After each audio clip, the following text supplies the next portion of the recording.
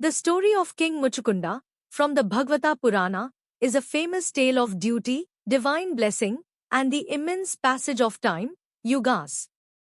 Muchukunda was a righteous king of the Ikshvaku dynasty, Suryavansha, the son of Mandhata, known for his bravery, piety, and deep devotion to Vishnu. When Muchukunda was a child, Garga Maharshi visited the kingdom, and from him they learnt that Lord Vishnu's next reincarnation will be only in the Dwapara Yuga. Everyone was sad, thinking that they will not be able to experience the divine presence of Lord Vishnu. But the young Muchukunda asked Garga Maharshi whether he can experience the divine presence of Lord Vishnu. Then the Maharshi told him that if he prays to the Lord, he will definitely be able to experience the divine presence. Hearing this, young Muchukunda started praying, and seeing this, Garga Maharshi blessed him, saying he will get to experience the divine presence of Lord Vishnu's reincarnation as Lord Krishna in the Dwapara Yuga.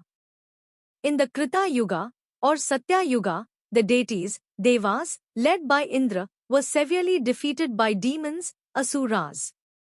The gods were without an able commander, so they sought the help of the great warrior King Muchukunda. Muchukunda agreed to help and fought against the demons for a very long time, protecting the deities until they found a suitable leader in Kartikeya, the son of Lord Shiva. After the victory, Indra asked Muchukunda to ask for any boon, excluding salvation, moksha, as they could not grant that. Muchukunda, having stayed in Devloka for so long, wanted to return to earth. Indra revealed that due to time dilation, 1 year in heaven equals 360 years on earth. Thousands of years had passed. Muchukunda's family, kingdom, and his entire generation had long perished. To overcome from grief, exhaustion, and loneliness, Muchukunda decided to sleep and asked Indra to grant him a unique boon. He requested the ability to sleep uninterrupted for a very long period. He demanded that anyone who dared to disturb his slumber would immediately be reduced to ashes by the fire of his gaze upon waking. Indra granted this, and Muchukunda retired to a cave in the mountains, identified in some traditions as a cave in Mana village near Badrinath, to sleep through the Treta and Dwapara Yugas. Many years later, during the time of Krishna, a barbaric and powerful king named Kalyavana attacked Mathura. Kalyavana could not be defeated by conventional weapons and had a boon that he could not be killed by a Yadava warrior, like Krishna or Balram. Krishna, acting as a strategist, knowingly ran away from the battlefield to lure Kalyavana away from the city, eventually entering the cave where Muchukunda was sleeping.